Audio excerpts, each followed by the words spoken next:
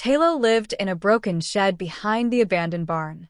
Villagers avoided him, not because he'd done anything wrong, but because strange things always happened around him. Fires that started with no spark. Shadows that moved when he didn't.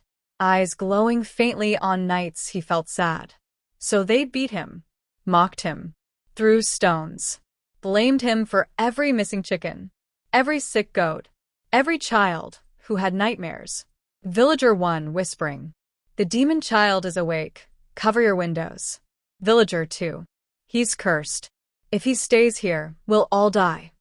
Talos simply lowered his head and kept walking, alone, every single day.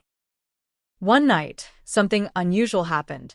A blood-red moon rose over Elderspire, a moon that had not appeared in 300 years. Dogs hid under carts. Children cried. The old chieftain locked himself inside his hut. But Talo felt something else. A pull. A voice calling him.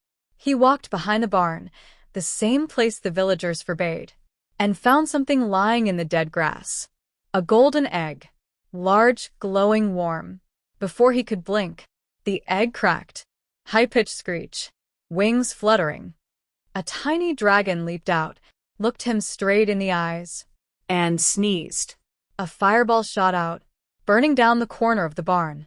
Talo screamed. The dragon giggled. The villagers fainted. An ancient woman appeared at his shed door that night, her back crooked like a question mark, her eyes white and glowing. "Old woman, you have awakened him, the last child of fire. Your souls are tied, boy. If he dies, you die. If you die, he becomes the dragon of death." Talo stumbled back. "But I didn't ask for a dragon." The baby dragon sneezed again, lighting Talo's blanket on fire. The old woman leaned closer. "You have 30 days to teach him the path of light. If he chooses darkness, Elderspire will burn." The dragon, now named Fire, grew quickly. Too quickly. He ate everything. The baker's bread, the chief's wig, and even Talo's last pair of trousers. The village went wild. Villager 3. "He's feeding the beast." Villager 4. "That boy will bring doom." Village children. "Which child? Which child?"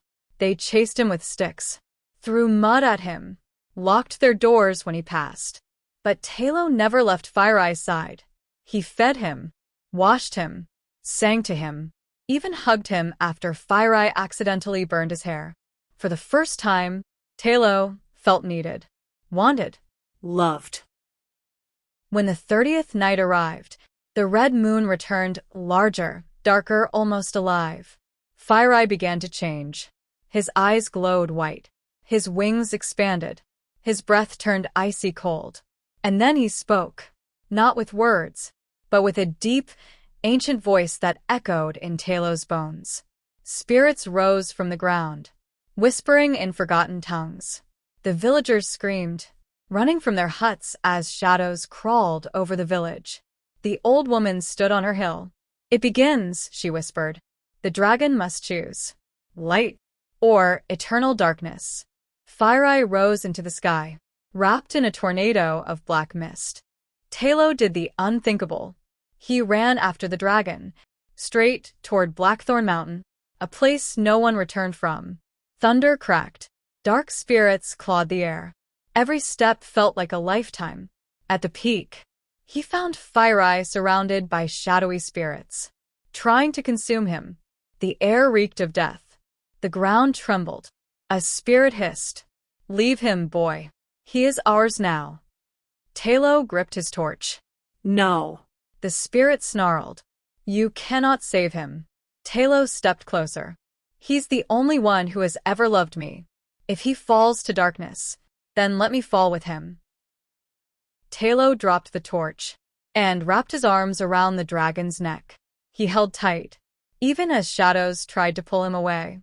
His voice cracked. "You're my friend, Fireeye. My only friend. Come back to me, please." Fireeye blinked. Then his scales began to glow. First orange, then gold. A massive blast of pure, blinding light erupted from his chest. destroying every spirit in the mountain, and shaking the heavens. The darkness shattered. The red moon faded. The curse broke.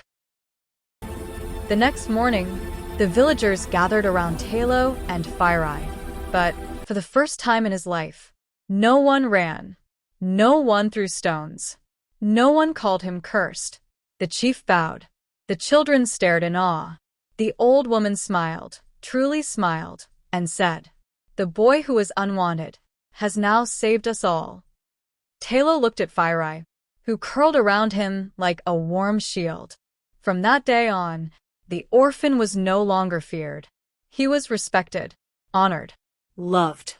And Elderspire, once filled with fear, now slept under the protection of a boy and his dragon.